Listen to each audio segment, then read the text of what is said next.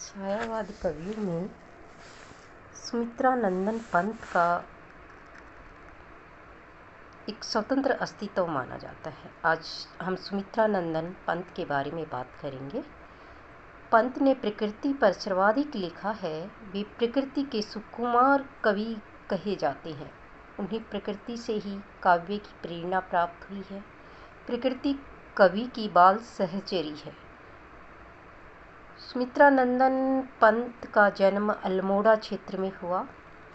स्वप्न प्रिया एवं कला मुकुर है। पंत प्रकृति के मंजिल रूप में प्रतिनिधित्व करने वाले कवि हैं। प्रकृति का यह रूप उनके लिए इतना आकर्षक है कि उन्हें मानव सुंदरता के प्रति कोई भाव प्रकट नहीं होता जितना प्रकृति सुंदरता के प्रति होता है। तो वह एक लड़की से प्रेम करने की बजाय प्रकृति को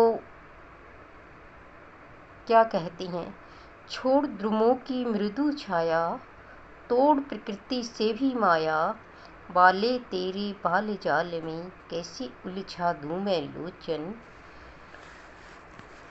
वीणा से लेकर किरण वीणा तक के समस्त काव्य में पंत अपने प्रकृति प्रेम का परिचय देते हैं। पंत प्रकृति के चित्रों के लिए अमर हैं। एक जगह में अपनी कविता में कहते हैं, कहो कौन हो दमयंती सी, तुम तरु के नीचे सोई, हाय तुम्हें भी त्याग गया कोई, अली नल सा निष्ठुर कोई। प्रकृति के इस रहस्यात्मक रूप का अंकन पंत ने मौन निमंत्रण कविता में भी किया है।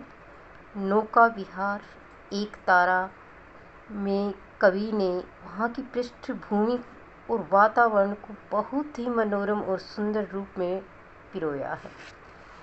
संध्या, छाया, बादल आदि कविताओं में प्रकृति का एक बहुत ही उन्होंने प्रकृति को एक मानव के रूप में प्रस्तुत किया है। संध्या को उन्होंने एक नवयुवती के रूप में प्रस्तुत किया है। एक साक्षात रूप में संध्या